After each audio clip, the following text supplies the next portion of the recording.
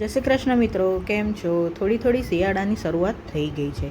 તો આજની મારી રેસીપી છે વઢવાણી મરચાં. તેના માટે મેં પહેલાં મરચાંને ધોઈ લીધા છે અને ત્યાર પછી એક કપડું લઈને તેને કોરા કરી લીધા છે અને 10 મિનિટ જેવું આપણે તેને કોરા પડવા દેવાના છે. કેમ? કારણ કે ભીના હશે તો ફૂગ વહેલી આવી જશે અને કોરા થઈ જશે તો ફૂગ નહીં આવે. પછી આવી રીતના એના બધા બિયા કાઢી લેવાના છે, કારણ કે બિયા હશે તો મરચાં વધારે તીખા લાગશે. બધા જ બિયા નીકળી જાય બધા મરચાંના, ત્યાર પછી આપણે તેની અંદર મસાલો કરવાનો છે. તમે જોઈ રહ્યા છો વચ્ચે કાપો કરી અને પછી બધા બિયા કાઢી લીધા છે. જો તમારે ડેટા ના રાખવા હોય તો કાઢી પણ શકો છો.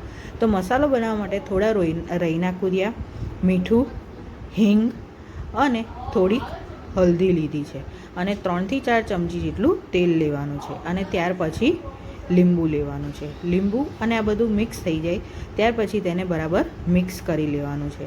તેને આવી રીતના મિક્સ કર્યા પછી જે મરચાં આપણે તૈયાર કર્યા છે સાફ કરીને તે એની અંદર ઉમેરી દેવાના છે અને પછી મસાલો પણ એની અંદર મિક્સ કરી દેવાનો છે.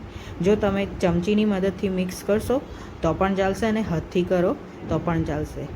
અને જો હાથથી કરશો તો લઈ બળશે, તો થઈ શકે તો ચમચીનો યુઝ કરજો. તો તૈયાર છે આપણા વઢવાણી મરચાં. તેને આપણે થેપલા સાથે એન્જોય કરી શકીએ છીએ. જય શ્રી કૃષ્ણ.